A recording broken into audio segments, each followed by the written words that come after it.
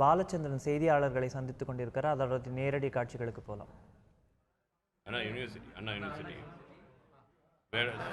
செய்யார், Vedasandur, Dindigul, Uthiramerur, Chengalpattu, Chennai Nungambakkam 4 city.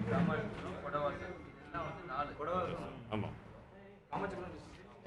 Kamatchipuram, இது திண்டுக்கல் மாவட்டம், புதுக்கோட்டை, திருவாரூர் மாவட்டம் 5 சிட்டி.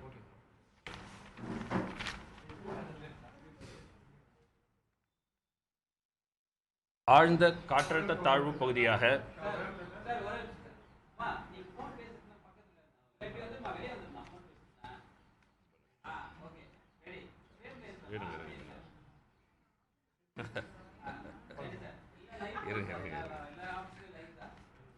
ஓகே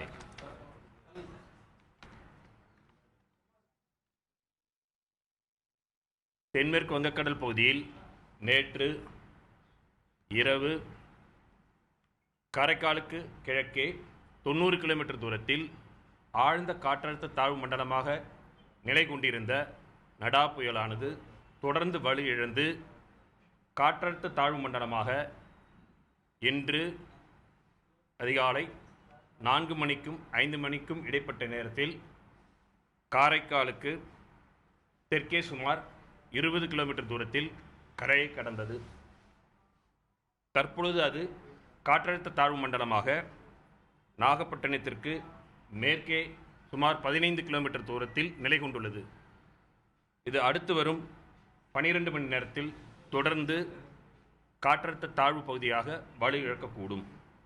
இதன் காரணமாக அடுத்து வரும் 24 மணி நேரத்தில் தமிழகத்தின் உள் மாவட்டங்களில் அநேக இடங்களில் மிதமான மழை பெய்யக்கூடும், ஓரிரு இடங்களில் கனமழை இருக்கக்கூடும். மீனவர்கள் இன்று மாலை வரை கடலுக்குள் மீன்பிடிக்க செல்ல வேண்டாம் என்று கேட்டுக்கொள்ளப்படுகிறார்கள்.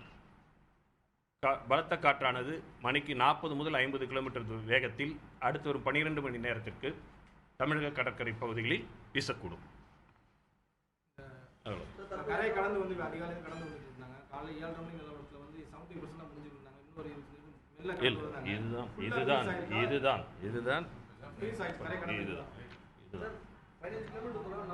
நாகப்பட்டினத்திலிருந்து மேற்கே 15 கிலோமீட்டர் தூரத்தில் தற்பொழுது காற்றழுத்த தாழ்வு மண்டலமாக இருக்கிறது. இதன் காரணமாக தமிழகத்தில் கடந்த 24 மணி நேரத்தில் அநேக இடங்களில் பரவலாக நல்ல மழை பெய்துள்ளது. அதிகபட்சமாக மகாபலிபுரத்தில் 11 சென்டிமீட்டர் மழை பதிவாகியுள்ளது. இது முதல் தொடர்ந்து இது மேற்கு